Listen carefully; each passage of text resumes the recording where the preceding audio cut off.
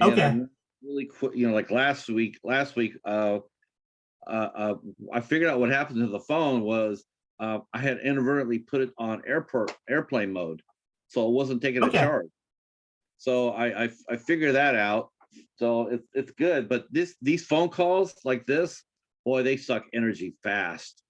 Okay. All So right.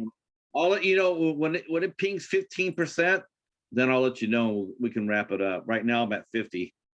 Okay. Sounds good. All right. Just a minute. Let me make sure that we are actually online, saying that live. Let's see. Okay. Here we go. Looks like we are. Okay. Looks like we are good now. All right. So let's go ahead and get going. Hello, and welcome to the Sonic Cinema Movie Chat. My name's Brian Scuttle. If you know me, chances are you know me from my website, www.sonic-cinema.com, where my written reviews are. Also, the Sonic Cinema podcast at YouTube, Google, Apple, and Spotify podcasts, as well as patreon.com/Sonic Cinema. And joining me on the chat tonight is Patrick. He's a friend that I've known for a few years now. Got to know him on Twitter, and we've basically been friends ever since he was on the Sonic Cinema podcast last year. And thank you very much for joining me tonight, Patrick. Oh, thanks for having me, Brian. I really appreciate it. So with tonight, I was kind of hoping was kind of planning on doing was kind of a loose episode, and first of all, what inspired you to? First of all, where can people visit you for your movie thoughts, and what inspired you to start writing about movies? Well, my that's a I will answer the first question. People can find me and Paladin the Cheetah because my column is called "How Cheetah Will View," and you can find us on WordPress. Uh, www.wordpressmoonnight65.com. Or I can send you I'll send you the link for if you want, Brian. You can post it. Yeah, that's Uh, fine. I got my start in reviewing movies in a tragic way. I lost my wife in 2013, and I have been blogging about her ordeal. She had cancer, and it took a long time for her to pass. And so I wrote about that. Then afterwards, I just got a bunch of movies. I needed white noise to fill up my house. I couldn't have a quiet house, so I would get movies from Dollar Tree and buy everything they had. I didn't know what it was or who it was or who was in it or nothing. All I know is like I would go home, I put it on the DVD player, and I would there'd be noise in the house. After a couple of years, I started paying more attention to, I started noticing that I was actually watching things. About that same time, I found a video store called Family Video, and and between that and finding a couple of friends who were in the business, I decided I would write movie reviews. I said I'd give my hand at it because I don't think people want to hear me keep on saying how many times, I have a broken heart. So I said, I think it'd be time for them to read something else. So that's how I got my start. It was pretty unusual, to tell you the truth. Yeah. A director friend of mine named Sean Kane actually encouraged me too. And I actually reviewed one of his films for my very first review, a movie called Jurassic City, which was a creature feature. And after that, it was on. I've gotten over 500 reviews so far.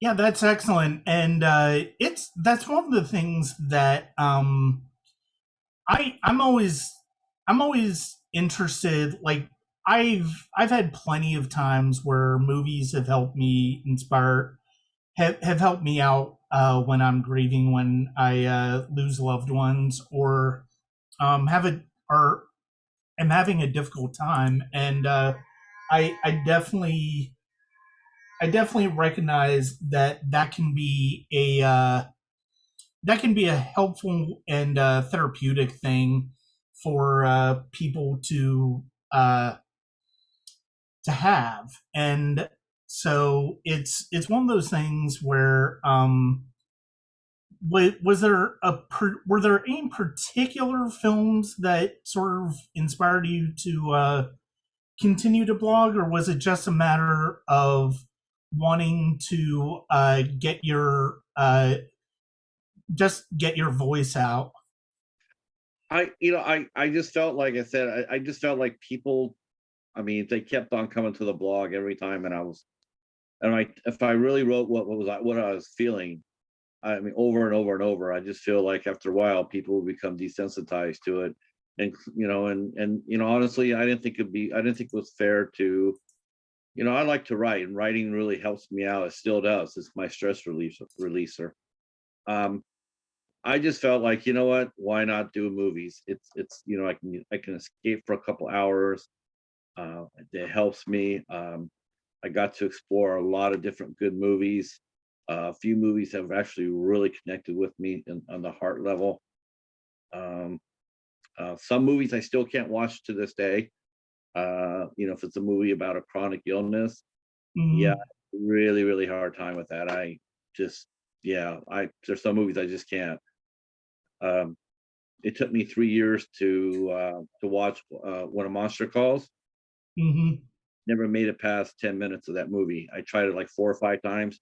I never made it past 10 minutes. I was just done. Um, Yeah. but I do like writing. I do like expressing myself, and of course, because you already know this. You already know what's coming.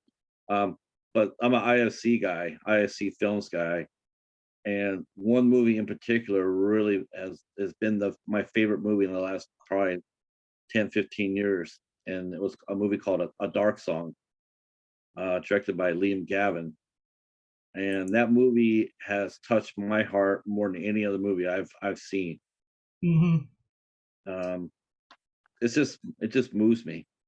It's it's the power of it, the power behind it. I can relate to it. I understand it. It speaks to me. Um, I don't know how many people feel like that way to a movie, like they put it on there and it just have that instant connection. But that movie does it for me. Yeah, that's one of the things that always is that's one of the things that always I always kind of gravitate towards when it comes to the movies that I tend to put on a regular basis, because of the fact that it's something that emotionally captures me, something that really gets me in the moment, and has me in and inspires me in a lot of ways that I normally don't get from just watching regular films. And I've certainly had plenty of those over the years. I mean, I actually just had a podcast that I recorded a couple weeks ago talking about one film, which was Richard Linklater's Waking Life, which the host of the podcast was not as big a fan of, but I absolutely have always loved it. It's been one of my favorite movies ever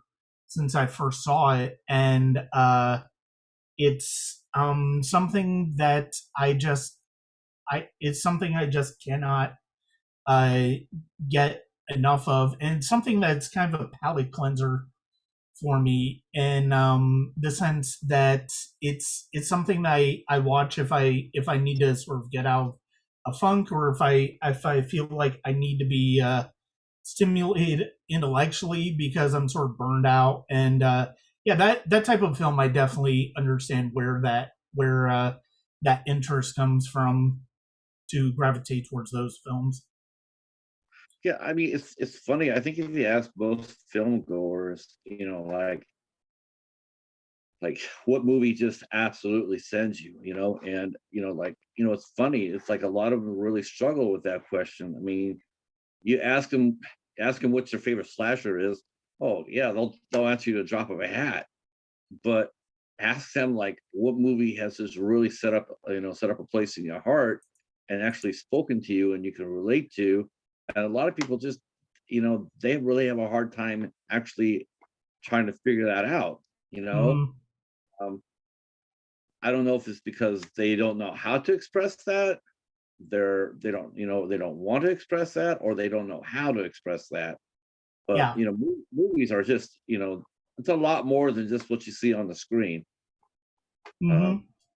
I mean, the nuances in a good movie, like like for me, a dark song, is there's so many different. It's so deep on so many different levels. It's just not just what you see with your eyes. It's what you see with your heart. Mm-hmm.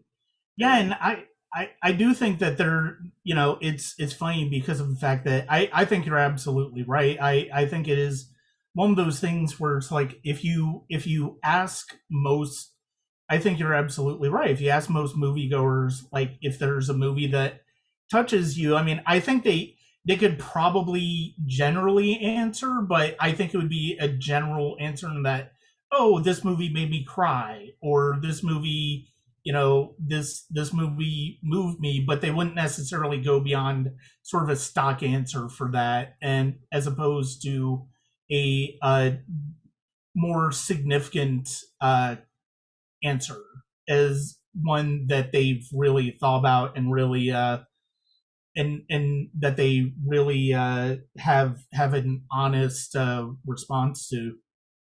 yeah, I mean, I mean, there's some movies that are, they are manipulative. They're, Mm, you see it for what that is. Like yeah. that's what you're getting. So it's easy to dismiss that. Like there's a big difference between being manipulated and actually emotionally feeling what you're watching. And that's and to be able to know the difference is important to a moviegoer, because no, tell you the truth, most people don't like to be manipulated. They might want you Hmm. to they might want to take you there, but they don't necessarily want it to be like manipulated there, like Yeah. like a love story, or like that's the biggest strike against romantic comedies, is like you get manipulated to the ending. It's like we all know Hmm. you don't need to do that. Just tell a good Yeah. story. Don't make us, like, oh, okay, we're in the last act, we're gonna kill the dog. You know, Hmm. or we're gonna have the ex-wife come in with a disease or something like that. Or you got to take your kid because I'm running away with Richard. You don't need to do that. And I think a lot of times people mistake real raw emotion connections to being manipulated. Hmm. Well, and the thing is, I mean, if you think about it, cinema in general is a manipulation. It's just because of the fact that you're editing certain scenes together, you're editing certain shots together, you're putting music to it, you're doing mixing the sound a certain way to elicit an emotional response. But but the thing is, it's like one of the important things is that you're not overdoing it to where people just instinctively know, oh, you're only doing this for the sake of manipulating me as a moviegoer. It's like if the it basically boils down to if you don't have the story, then it really doesn't matter what you do from a cinematic standpoint. It's just not going to connect with an audience. Do you feel, Brian? Do you feel people actually in today's world actually truly connect with movies, or do you think they're swayed more by action or reaction? Like a movie will come out and people will watch it and they'll have an instant reaction or reaction for it. Hmm. I think it kind of depends on. I think it's that's a good question. I think it kind of can go both ways because I think if you're talking about the bigger hits, I think you are reacting to something that the movie is doing. But if if it's a movie that you saw once, and you may really like it, you may really respect it, but you find yourself thinking about it more and more, and it's not necessarily a situation where you are having where you're having the natural instinctive relationship with it of, oh my god, that movie was so good, it really just those reactions that you're naturally going to have the first time you watch it more than any other time you watch in the past. I think that's when a movie really is going to connect with you. And I mean, I think more people think in terms of the reaction than they do like thinking about afterwards and really connecting with on an emotional level. I just, it's just, to me, it's like I just wonder, like like I see a lot of people, like I see a lot of people, I mostly see a lot of people in in the horror film community, or in just in community in general. And you mentioned like what's their favorite film, and a lot of time it's a strict popcorn movie. Yeah. It's not a movie where they can actually sit down and look at you and sit there and say, yeah, like Lawrence of Arabia. How many people, especially now among the millennials, how many people and millennials are actually going to come up with a heavy movie like that? A movie that Yeah. has something to meaning. Most of Hmm. them turn around and name a Marvel movie or a Star Wars movie. Yeah. It's pure popcorn. They don't have any sort of connection other than when they walk out of the theater in about 5 minutes, they pretty much have already forgotten what they've watched. Hmm.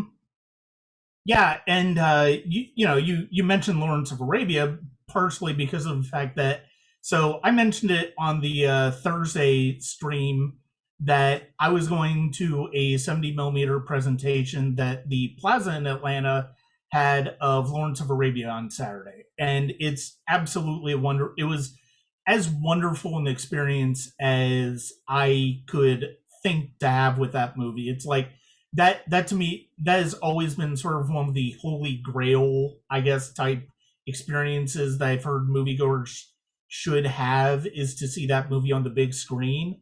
Yeah, And this was like my third time watching it. I think I watched it one time on VHS, or it might have been DVD, but I think it was on VHS or something. And then I have a Blu-ray of it that I watched it on, and I watched on my HD TV, and I mean that was a good experience. But yeah, there are some individual shots in that movie that just need to be seen on the big screen, especially moments where somebody in the far off distance is riding close to you, and you basically see that progression, and you sort of feel that progression as the shadow out from the out from far away is coming towards you, and that's something you can't really replicate in on home video or Blu-ray. And it's one of those things where the 70 millimeter presentation, I think that was the first time I had seen a film presentation of a movie in a number of years. Actually, I can't remember last time I saw a film projected movie. It might have been like Dark Knight Rises or something like that, or whatever the last Nolan film I saw on IMAX was, because I know he's insistent on 70 millimeter presenting it in film as opposed to the digital presentation. But yeah, and that's just, but yeah, it's funny watching that. It's that is the type of movie. It's weird because there are ways that I feel like that movie is of a piece with modern blockbusters, because you think about Peter O'Toole, that was his first film. And yeah, I mean, how many big films now do you have where you have people you've never really heard of in the lead role? I mean, sometimes you have, most of the time now you are getting big stars, but yeah, you've had times in the passwords, like you really haven't had big names, and that's kind of it's kind of in keeping. But I mean, at the same time, it's like there are very few movies that are 3.5 hours long now, where it's like you have an intermission, you have an introduction, overture, and everything in between. I think you mentioned about the actors. I mean, I think the days of like a singular movie star opening up a movie, those days are done.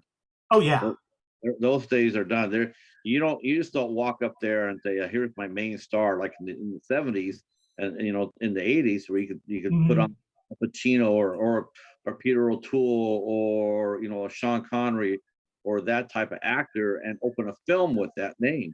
Now most of these big names, they got to have a lot of stars to carry that weight to Hmm. generate a good box office.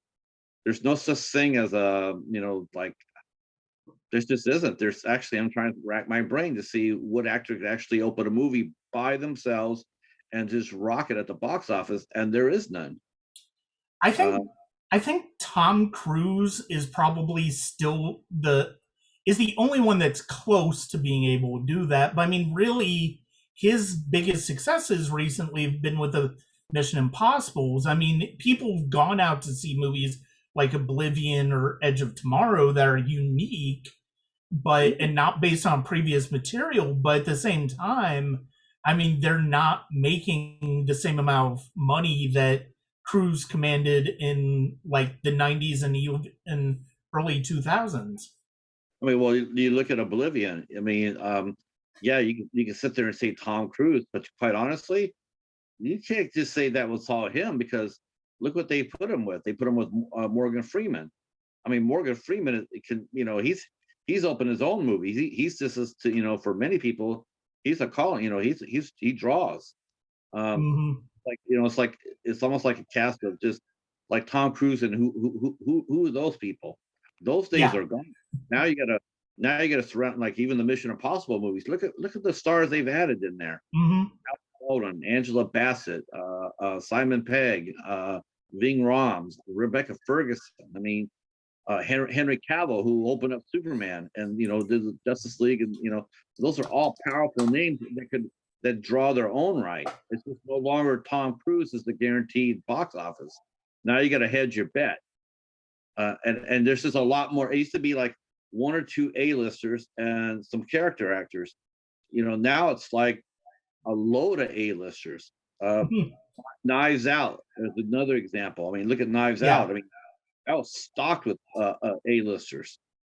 Um, it's just, I think that the old days are, to me, are better yet. It's like how many young people went and thought was did you see at Lawrence of Arabia that were under 30?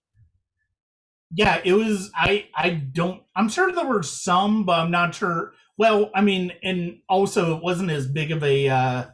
It also wasn't as big of a audience as it would be because of the fact that I mean, obviously there's social distancing seats and all of that. But yeah, I mean, I can't imagine a lot of that group was over under 30. I mean, telling them that they're going to see a movie with one singular star in it, which is being Peter O'Toole. I think most moviegoers today, that's just not enough. Yeah, yeah, You and know, most people would be like, "Well, who's Peter O'Toole?" Because I mean, other than the fact that he passed away several years ago, it's like really the most significant thing he had done in the past 20 years or so was Ratatouille. yeah, yeah. Um, so we do have a couple in the chat. We do have a couple of comments. Death Ensemble says the Mummy would argue you on that point with regards to Cruise. That's very true. Yeah. And then Conrad has a question saying, I think that diffusion of a main star is better for the industries and actors, though, and it is a group effort, so why should a one star be the name that carries the film? And I do think he's absolutely right on that. I do think the fact that we've gotten more into the we haven't quite gotten into the more old Hollywood tradition of loading ensembles up with actors, because there's usually at least one or two big names that still lead the title. But I mean, at the same time, and certainly I don't want to necessarily say that, the big tentpole movies that tend to carry the day at the box office are akin to the golden age of Hollywood. But yeah, I do think overall it is better for the industry that we've gotten away from the star system. And I think that I think it does open up the doors for more. I do think it opens up the door for more actors to be able to make their mark, as opposed to just a handful of people being successful. I agree. I agree. I like the ensemble look myself. Yeah. I do. I'm more of an ensemble person than I am a singular star. Uh, I don't go to a movie just because, I'm more of a character actor guy anyway. I'm Hmm. so much more of a character actor. Most of the movies I review are independents. I don't review blockbusters on my blog. I review a lot of independent movies, a lot of Hmm. retro. A lot of because I always feel like those movies already got so much coverage.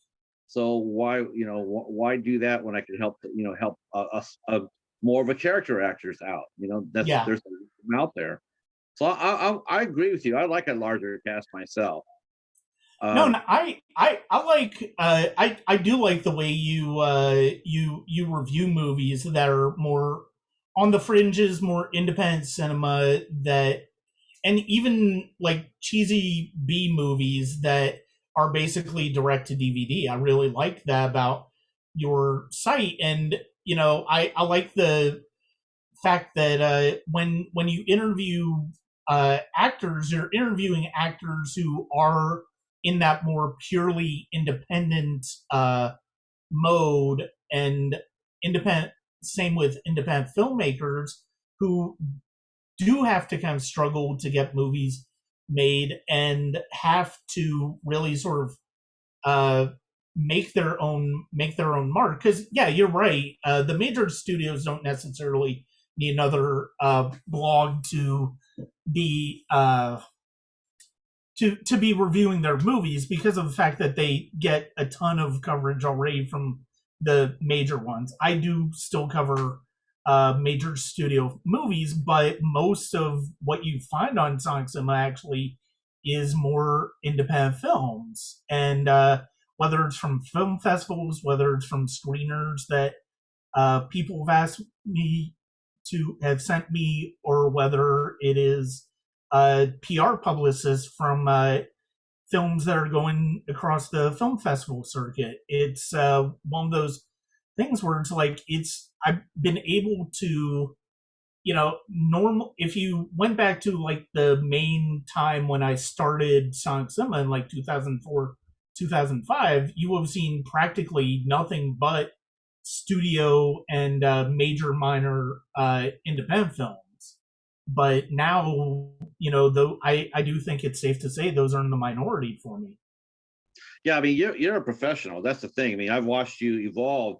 You've evolved from into you're from a blogger into a journalist, and there is a Mm-hmm. vast difference between a journalist and who knows film history and someone like myself who maybe doesn't necessarily understand that, or like I wouldn't consider myself like a movie critic. I'm a movie Mm-hmm. fan per se, Yeah. but I'm not really. I wouldn't say a critic because I really don't know the process. Other than although I have a much more of a grasp of understanding how a movie's made now than I did. Now Mm-hmm. I know the questions to ask a director now. I can ask certain questions from actors and actresses, and without sounding like a total like a total noob. Now I know a little bit more about the process. I'm a better informed. I can ask better questions. But Yeah. I mean, uh, I would think that I will say I kind of think I kind of think the disparity between like what I do versus what you do is not as large as you think, because I don't get paid a whole lot for what I do as a film critic, so it's like I can't really say I'm a professional film critic. And yeah, granted, yes, I do cover film festivals. I have gotten I am a member of Georgia Film Critics Association. So yeah, I mean, if you're looking at it that way, yes, I guess you could say I am a professional critic.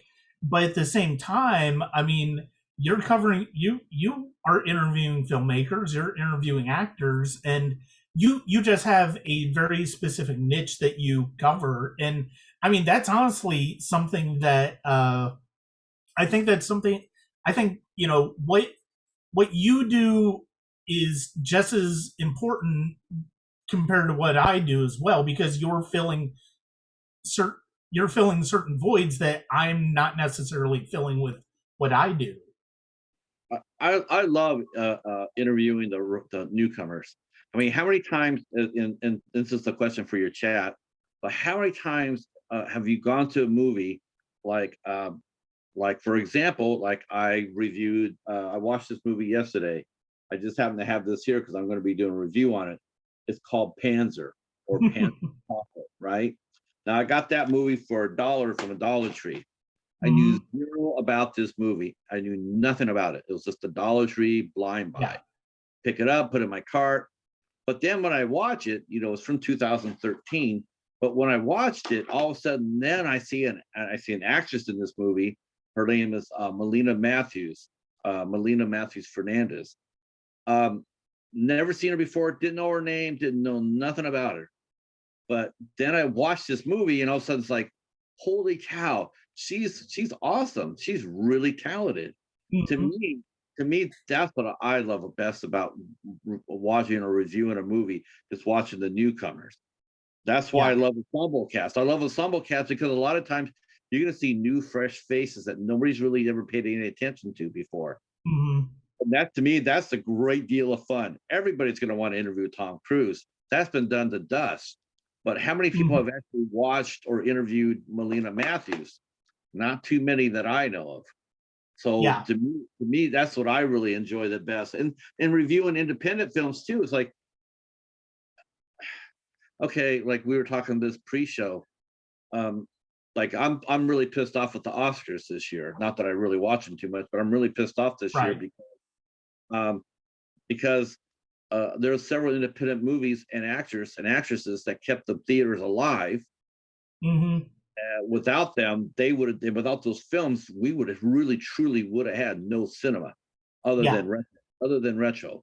But these folks put out their movies. They didn't wait. They didn't push it back. They didn't put it on streaming.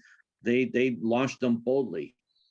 Mhm. And a lot of these filmmakers and their stars carried the year, as far as I'm concerned. Mhm. Now, do they get recognized? Do they get noticed? Do they get noticed? Do they get congratulated? Do they get, no, they got Yeah. shit. They got shit on. And it's unfortunate because uh, Hollywood's still trying to do that same system. It's like, well, we're going to push our stars out there. It's Yeah. like, when are you going to recognize that it's no longer a star centric system? It is a diverse, multicast. That's how you Mhm. make your money back on your movies. You're not going to make your money back based on one or two stars carrying your movie. You're going to make it back by casting 10 people that are just kick ass. And it's Yeah. your job at the studio to make sure that they're propped up. That's just, that's how I feel. That's how I look at things when I do my interviews. I like interviewing the newcomers Yeah. because no one else is going to do it. No, and yeah, that's one of the things that was when I started the podcast.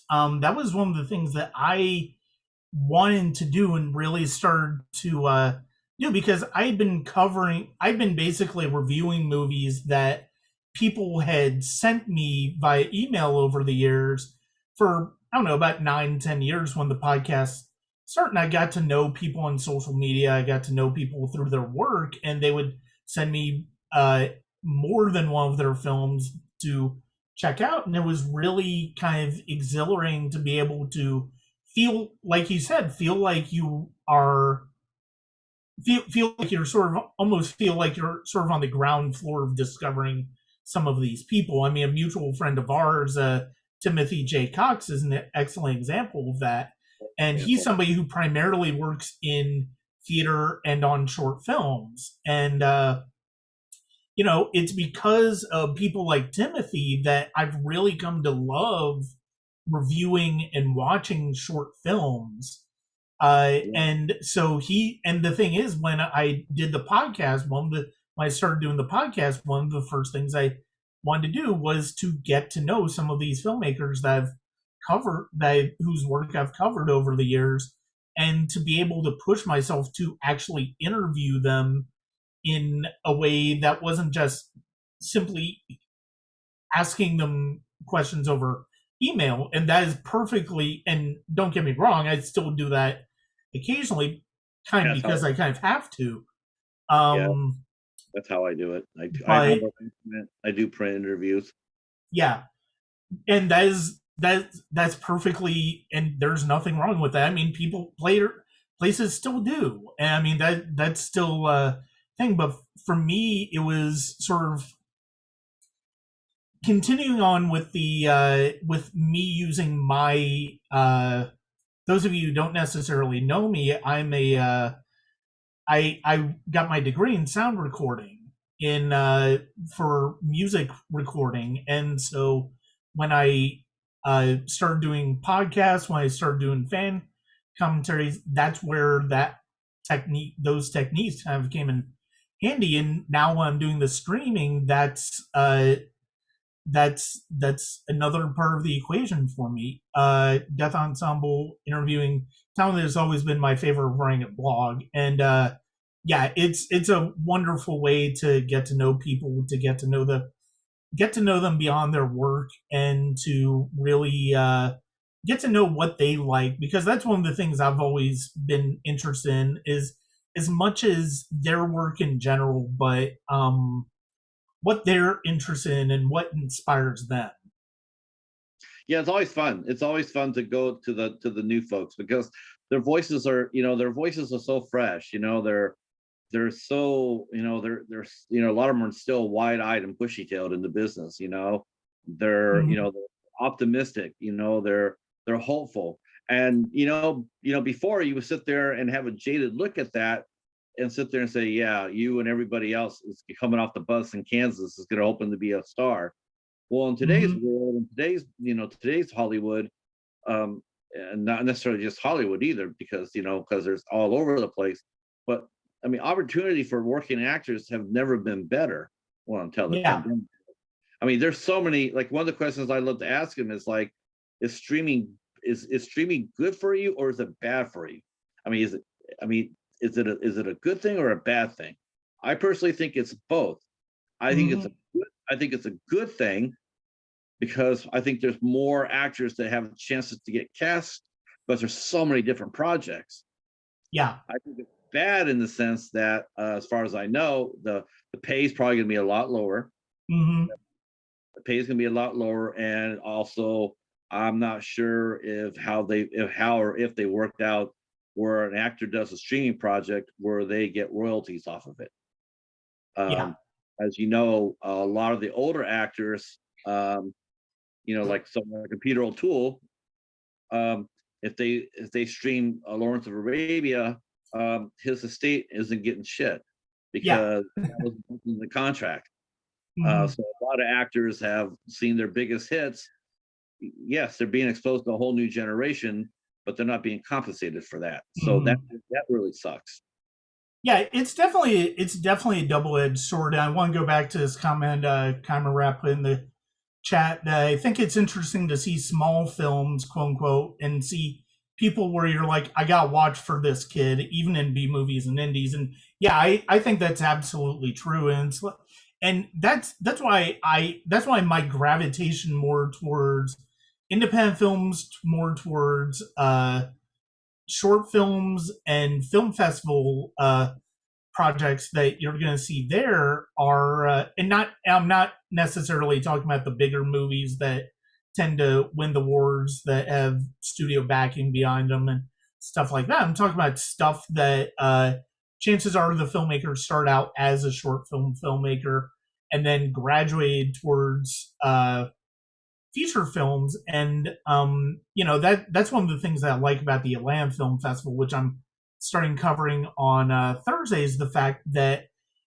there are films that you've heard about, because I mean some of the films that played at Sundance are also going to be playing at Atlanta, but it's not necessarily going to be the bigger ones, and it's going to involve people who are going to catch your eye. And that was one of the things that was so interesting about the way last year's Independent Atlanta Film Festival covered, because it was delayed by 5 months because of COVID. It was originally going to be late April, early May, like it is this year. But because of COVID and because the plaza cants closed down, they had to push it back. And so when they reopened, when they scheduled it for September, that is deep in the middle of the beginning of award season, and you have uh, like Fantastic Fest, you have Toronto, you have New York Film Festival, all of that. And I mean, all of the bigger movies are going to those festivals. And it was so great to see smaller films. I mean, they still had a couple that were from like IFC or Amazon and different studios like that. But by and large, they were films that either were still looking for distribution or were uh, still or had distribution but were taking sort of a slow rollout through film festivals in order to build that buzz. And that appreciation for that type of film I wouldn't have necessarily had like 15 years ago when Sonic Cinema came out. But now that I've watched several hundred short films and feature films from people who've sent me those, just wanting reviews for the movie that they're a part of, it's really given me a whole new appreciation for that type of independent cinema. It's funny because I personally, that's how I mean, it was weird. It's like I'm thinking back at how I started. It was like it's just, I mean, my first movie that I reviewed on my blog was, like I said, it was a feature called it was called Jurassic City, and Mm-hmm. Jurassic City. My second one was a movie called Seattle Superstorm. My third one was Sniper 3, and the fourth one was Mercenaries from Asylum. Those. I mean, those are my four top. Those are the first four I did. Yeah. I don't know. I don't know when's like the biggest movie. I still don't know what the biggest movie I've done yet. Um, Probably because I've done retro movies. But let me ask you a question though.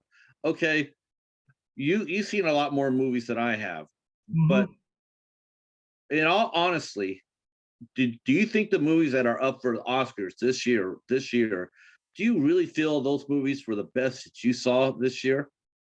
Do you think that's a fair representation of what really was good? Like um how come Haley Bennett is enough for Best Actress? for Swallow, yeah, that is a good question. I mean, so it's funny because we are on kind of the opposite ends of this, because I actually I think a lot of I completely understand where you're coming from as far as a representative notion of what the film landscape was this year. This year really wasn't. It's more representative of what like the last 4 to 6 months of the movie year was. And by movie year, I mean going. Yeah, I've already gone on plenty of times about how I'm so sick of this award season. It didn't need to be this long, and I really wish the Oscars had been in February, because honestly, it wouldn't have necessarily mattered too much from based on like what ended up being nominated, because most everything was out by then. But to your point, it's like if you're looking at the true landscape of what this year was from January to December, no, it absolutely is not. Because, like you said, Haley Bennett and Swallow You're looking at, you don't have Elizabeth Moss in there for either the Invisible Man or Shirley, where she played Shirley Jackson. You don't have you don't have just a wonderful Brazilian film that I absolutely adored called Bacurau, with up for foreign language film, which I thought was excellent. You don't have films like, now. I mean, genre film like The Wretched, Relic. I kind of understand why those didn't get Uh, played because they're genre films, oh, but they're still really good movies. I understand The Wretched. I understand that. Yeah, Relic on the other hand, I really feel that really should have been considered for Best Picture, because yeah, that is a deep, deep, deep movie. It's an allegorical film, and yeah. I don't know if Hollywood just feels like, to me, it's almost like they feel like the audience is, they all, it's almost like they feel some, in some respects during award seasons, that the audiences are dumbed down. I don't think they are. I don't think they are Mhm. nearly as they think they are, and the box office returns show that. I Yeah. mean, yeah, they didn't go out there and make the $100 million that Godzilla did, but they performed a lot better than what was expected. Those movies connected with a lot of people on a lot of different levels, like we were talking about earlier. Oh They yeah. connected with the heart. I mean, I've actually known 3 or 4 different critics who just like, they came away shaking their head, going like, that movie is just blew my mind. Yeah. Um, you know, not I'm not harshing on Minari, or I'm not harshing on Nomadland, or any other movies. I mean, I'm not Hmm. harshing them. I'm just sitting there going like, I'm just tired of seeing the same Yeah. Hollywood bullshit and pushing those on us when they Hmm. don't necessarily deserve to be out there. And I think it really hurts I think it hurts the film business just as much as it does anything else, because I don't go to the theater, Brian. I don't Yeah. go. Because why? No one's I mean, as soon as things go back to normal, movies that we saw during the last summer, like Swallow or The Wretched or Relic, they're not going to be seen back in the theater anymore. Yeah. They're not going to get the screenplay that they did, because we're getting too busy watching Black Widow or Fast and Furious 9. All those screens get all used up by all the big Hollywood studios, and all those independents that carry the day.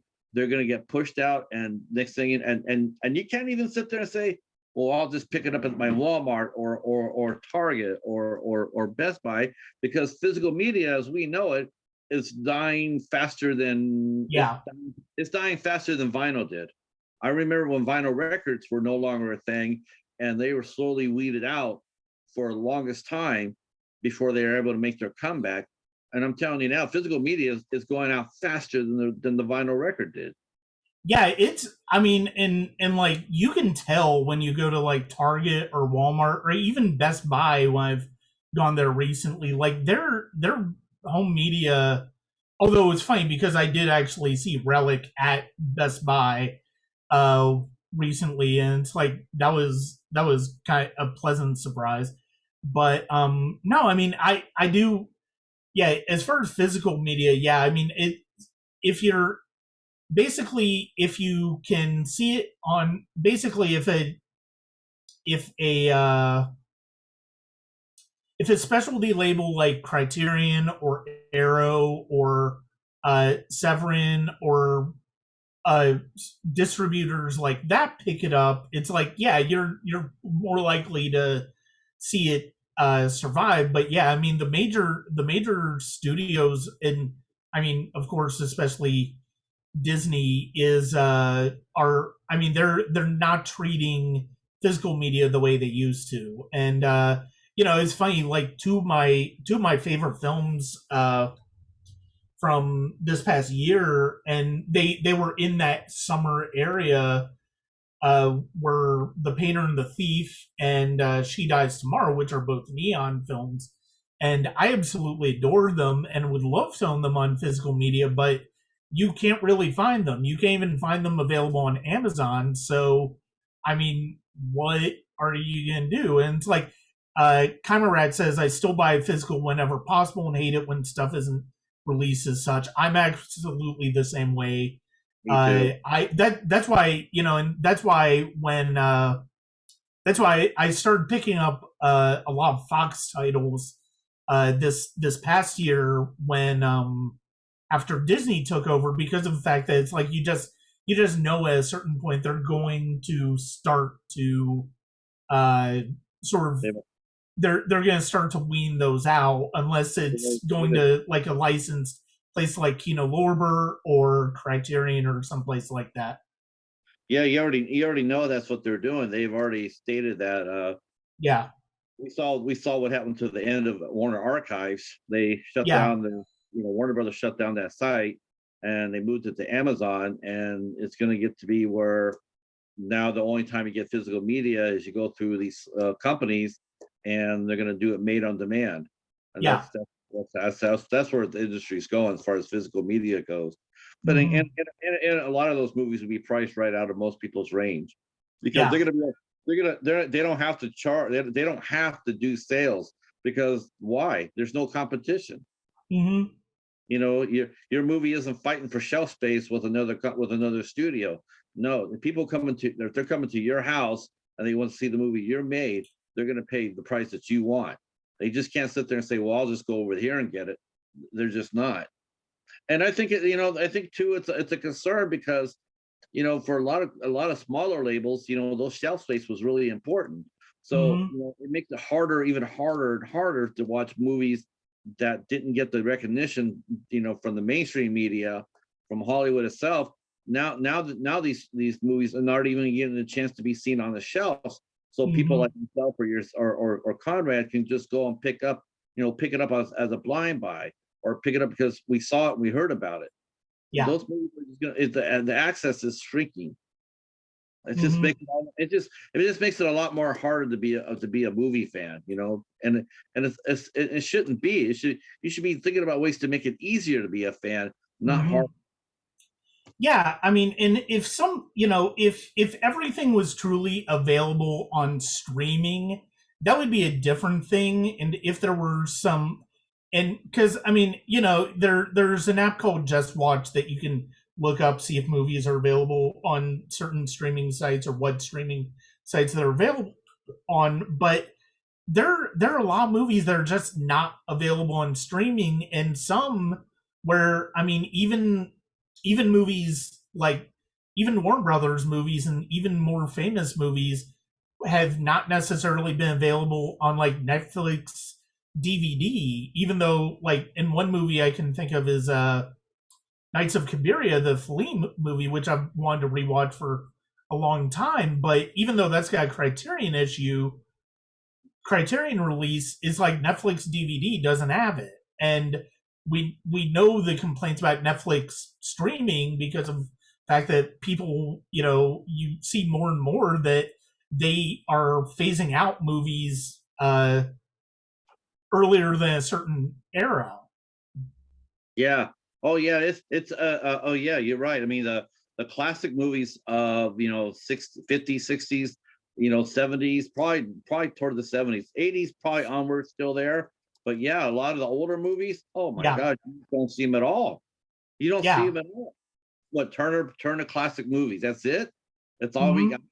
I mean, not even. And the thing is, not even the companies that have the movies like Warner Brothers or Disney or Columbia or Paramount. They don't, even though they own the rights to those movies, they're not running them out on their streams either. They're not. No, There's not a classic movie section. Like stream here for our library of classic movies. As far as I understand, they don't do that.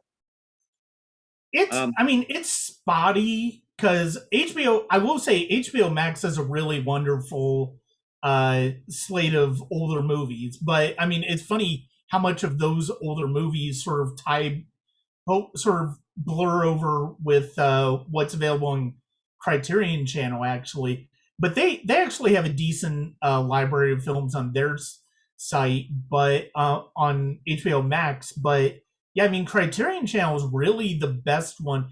I mean, if you want like more B movies and stuff like that, Tubi is actually a wonderful choice. I've heard And that. yeah, it's a wonderful choice. It's got like movies from the 30s, 40s, and 50s, and they're smaller movies, B movies, genre movies that you wouldn't necessarily see on the major streaming ones, but they also have like more contemporary, like bigger ones too. But they actually have a pretty deep library that's a lot of fun to go into at some point. But yeah, I mean, it'd be one thing if if everything was truly streaming. That would be one thing. But because of the fact that it's not, you just don't you don't really, you do feel like you have to rely on physical media for prints of certain movies. Like hell, I have VHSs that I'm not necessarily gonna get rid of because of the fact that they haven't gotten a DVD or a Blu-ray release. And the And thing, I was just talking about that. I have a friend of mine named Joe. Um, they call him the Horror Man. He's one of my YouTube friends. He runs a channel called the Horror Man, and that guy has like probably the biggest collection that I know personally. And he's a huge VHS guy. And I've always wondered, like, like to me, it's like, man, here you go, you got that VHS tape, like, all right, you don't want to ruin it, because now if you ruin it now, you just can't go out there and get it. yeah. And then I'm thinking, like in the old days, it would be like, you get the VHS tape, then you get the blank tape. You put it inside your machine, and then you duplicate it so you don't ruin Yeah. your good one. And then you put the good one out of the way, then you just play the hell out of the copy. You can't Mhm. even do that anymore. No. There's, it's no longer there. We can't go out there and just go out and buy blank tape anymore. It's just, Yeah. they basically they pull you by the nose. They lead you Mhm. by the nose. Like to where they want to pull you, and it's not a good thing because No. it's a matter of choice. I choose not to stream. Okay, I don't want to stream because one, I can't afford it because basically Yeah. streaming is just cable without the cable. It Yeah. is. Every studio is pulling their own movies to their own streaming services. So if you want to get Mhm. Disney, you want to get CBS, you want to get NBC, and you want to get Warner Brothers, then you're paying like $7 a piece for all four of those Yeah. services. What's the difference between the $28 you're paying there and the $28 you're paying for cable? There No, is none. exactly. And And I mean, most people no doubt noticed it like immediately when Disney started announcing their streaming service, and then HBO Max and all of that stuff. Yeah, I mean, we basically became cable again. It's like, and it's absurd. But the thing is, it's like there's some movies that I've purchased virtual uh digitally, like over Voodoo and stuff like that. But Mhm. I don't necessarily consider that I've owned those movies No. because of the fact that I don't have a physical copy of it. And Mhm. Timer Rap mentioned Pluto has some good video on demand as well, which Yep. that's why I've heard about Pluto. Yep. There are also there are also some other ones like Mubi I've heard good things about, and yeah, it's in there are some decent streaming services, but yeah, it basically boils down to the fact that it's like sometimes you got just hope that something comes on streaming because it's not available anywhere else, and that is one of the more It's that's like you see something you like on TV, right? You watch Godzilla versus Kong, and you sit there and go like, hell yeah, I want to get a copy of that. I yeah. want to. All of a sudden, it's like, yeah, well, good luck finding it. Not without paying top dollar for it. Now you got to go over to the Warner Brothers site on Amazon instead of maybe going inside of a Target or a Best Buy and being able to buy it on sale for Yeah. $19, $24. Now they're going to sit there and charge you $35 for it. And guess what? You're going to pay it because there's nowhere else you can get it.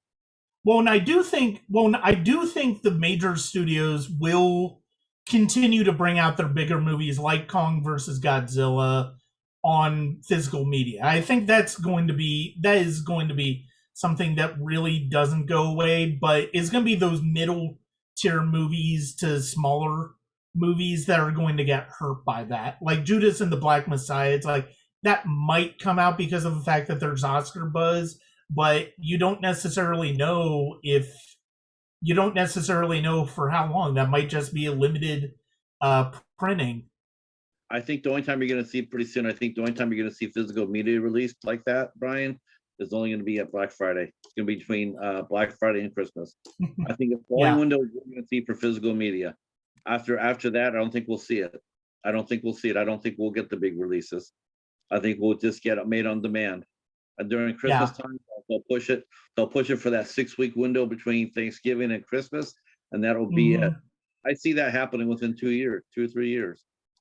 Um, it's gotten to the point now. I don't know if the chat feels the same way, but I mean, do you get the sense of urgency now to buy physical media? I mean, do you, even if it's something that maybe you're not exactly like enamored about? Maybe it's just a movie you saw once and you liked it, but you saw it for 50 cents at a thrift store and you said, you know what? I better get it because this might be the only chance I do get a chance to get it at a fair price without otherwise I'm not going to be able to see it. I'm not going to be able to have it because streaming services change all the time too. They don't keep the same Yeah, library. Every month, we're going to take this away. We're going to, and you don't know when it's going to come back, and you can't save it necessarily. Uh, yeah. because they clean your account out. Like, okay, you saved this movie, but we're going to go ahead and wipe all that out because we're going to have a new slate of movies.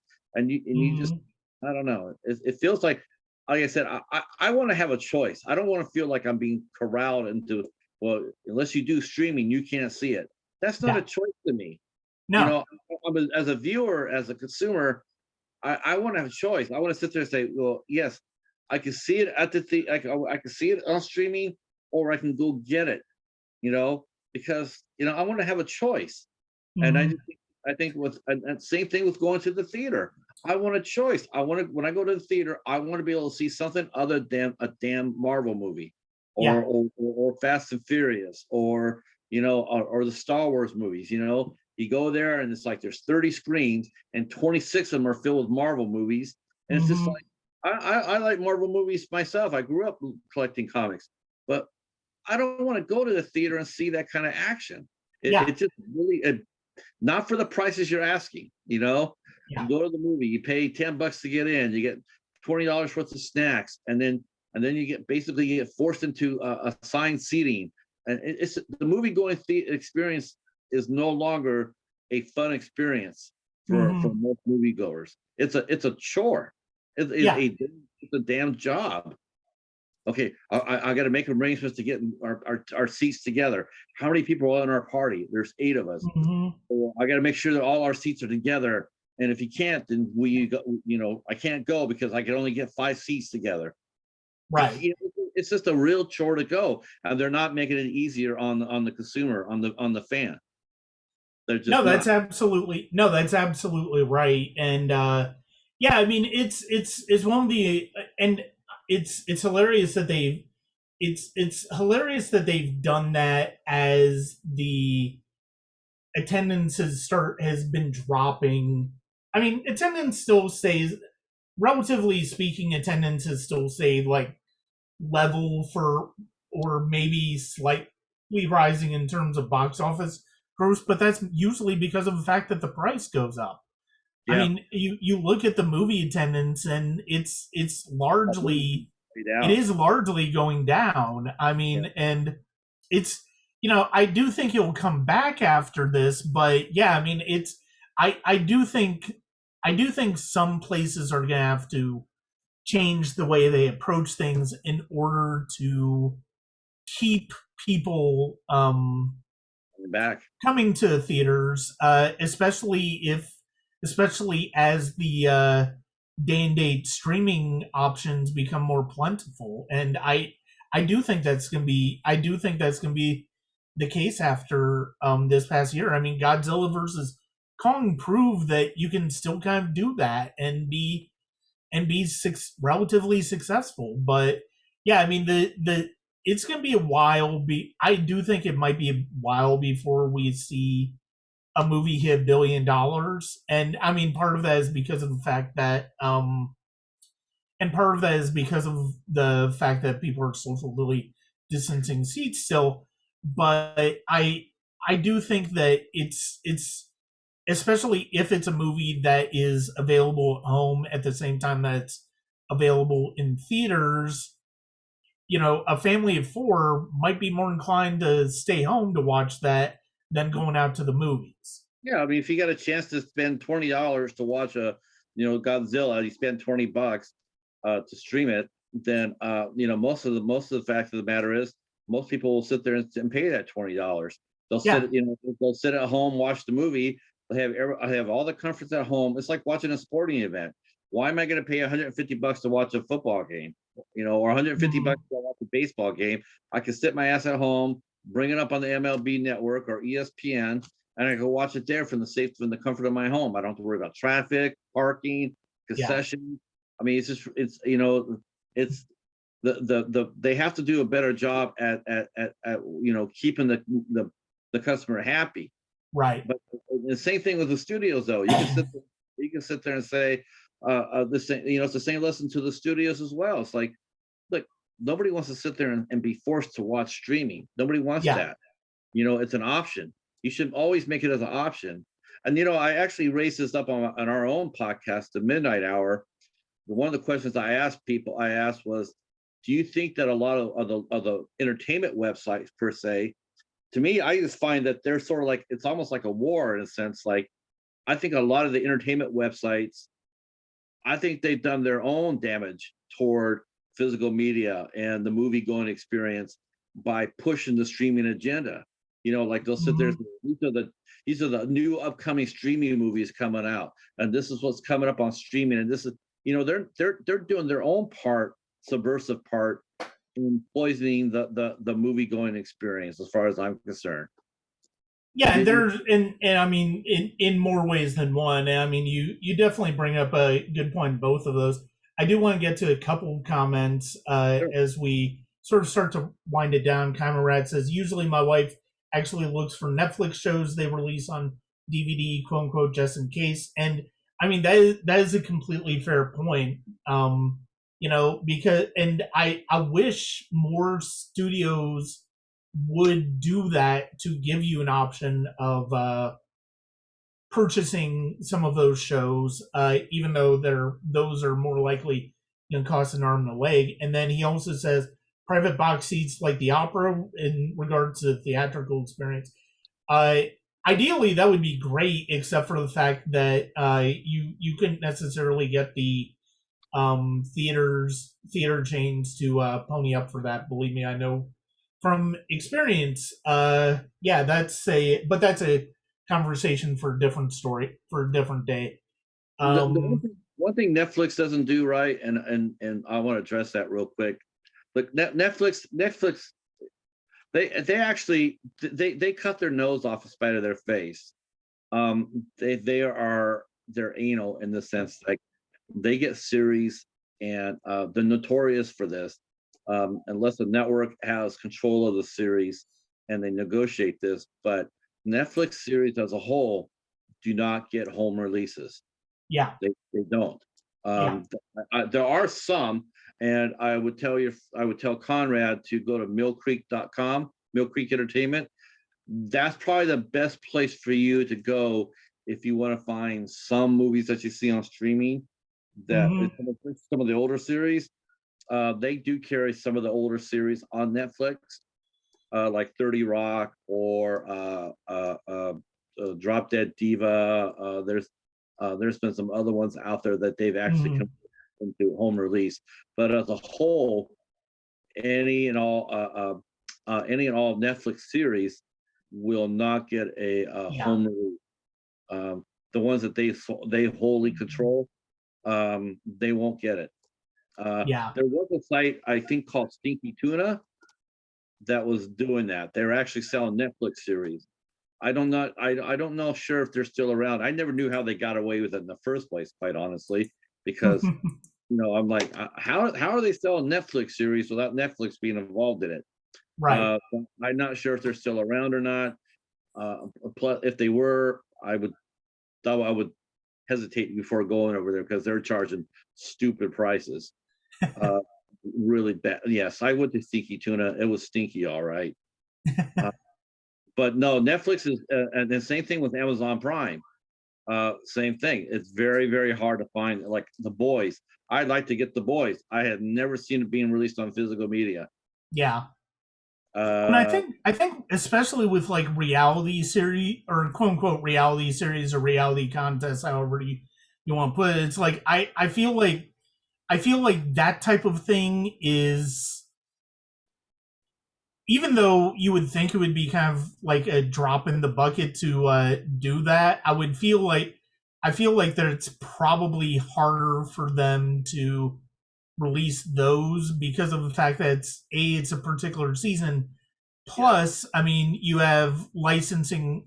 I'm sure you've got separate rights when it comes to the actual performers to be available in a different media other than just the TV broadcast. I But think so. yeah, yeah. I mean, it's great that Amazon and Netflix have started to get some of their movies licensed to Criterion for releases, but it would also be great to see some of them go to other labels like Arrow and just other distribution labels too that wouldn't necessarily, like, I can't necessarily, I don't want to see like Michael Bay's Six Underground in the Criterion collection like The Rock and Armageddon are, but it's like I can see that being I can maybe see that being a hit with a different label or somebody, like Arrow or something like that, them Yeah. really getting something out of that. I tell you what, that's really I know we're closing. It's really interesting you touch upon that, but I do think this is going to be the golden age for boutique labels. I Yeah. think I think this boutique labels. I mean, wow. I mean, they're going to rake cash if they can Yeah. get right to some of the more later releases. They're going to do very very well. Um, Mm-hmm. the only thing I don't like about boutique labels, and my biggest crawl in my throat about boutique labels, is they continuously recycle the same damn movies. It's almost like they take the same movie, like let's take Lawrence of Arabia. Several of them will have it. They'll have it for 6 months. They'll release it for a 2000 special edition. Then it passes on to Vinegar Syndrome. They put on a commentary by you. You introduced the movie, Brian. Okay, Yeah. great. Then I'm going to pass it on to Criterion, and then Arrow. I mean, I wish that they were a little bit more aggressive as far as releasing some of the newer movies, Mm-hmm. and lowering their prices a little bit on them. I Yeah. mean, Criterion.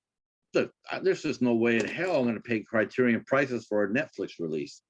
Yeah. I'm just never going to do it. I'm not gonna spend $40 on watching The Irishman. Not when not I just that's just really stupid. Now, if you turn Mm, around and if you release that movie for like how it should be released, like 19.99 for DVD and $24 for a Blu-ray and maybe $28 for a 4K, then fine. But charge them $40 for a hell, charging $40 for a DVD release is absolutely insane. yeah. Nobody can do that. Yeah. Nobody, no. People are, well, if they want the movie, they will. No, they won't. That's the reason Mm-hmm. why physical media too is also going down. It's like some of these studios, they just got so greedy with that. It's just like make your prices more friendly to the consumer. Give them a Yeah. choice and make the prices more friendly. People will come Mm-hmm. back to physical media. You will sell whatever you want to sell if you drop the prices down a little bit. Make it attractive again. Don't charge high prices. There's no reason for that. There's just none. Mm-hmm. So Yeah. it's been a blast. It's been a blast. Yeah, I really enjoyed this discussion. This was a lot of fun, and yeah, you can hear Patrick on the Sonic Cinema podcast as well. It was released in August of last year, and I definitely want to have him back on the stream as well as on the podcast to talk. I always enjoy discussing movies with him, and thank you very much for joining me tonight. Oh, thank you very much. And I would like to say thank you to the chat for watching me, and I appreciate it. And please give Brian a lot of positive feedback. He works very hard, and he comes out with a great show. And I was glad to come and do it. Thank you so much. So that's going to do it with this evening's episode of the Sonic Cinema Movie Chat. Thank you very much for everybody who watched, who participated. And like I said, you can read me at www.sonic-cinema.com. You can listen to the podcast at Apple and Google Podcasts, as well as Spotify and the YouTube Sonic Cinema Podcast YouTube channel. This past weekend, I had one guest spot on Untitled Cinema Gals podcast, where we discuss movie soundtracks come out. And tomorrow, I have a podcast that I did with Binge Movies about 5 of the highest grossing movies of 1998 that is going to be coming out. And Nice. I'm looking forward to people hearing that discussion. Quickly, Patrick, where can people check you out again? I have a YouTube channel called Have Cheeto Will View. You can find me on Instagram at Have Cheeto Will View, and of course my blog is The Inner Circle. And I will send you that link, Brian, for your viewers. But I'm not too hard to find. Yeah, for sure. All right. And thank you very much for watching. And I'm not quite sure if I'm going to do a stream on Thursday. That's the opening night of the Atlanta Film Festival. I will certainly keep you up to date as to whether that happens. And with the next 10, 15 days with the Atlanta Film Festival, streaming might be all over the place. But for now, though, thank you very much for joining me on the Sonic Cinema Movie Chat, and I hope you enjoyed. All right, good night, everybody.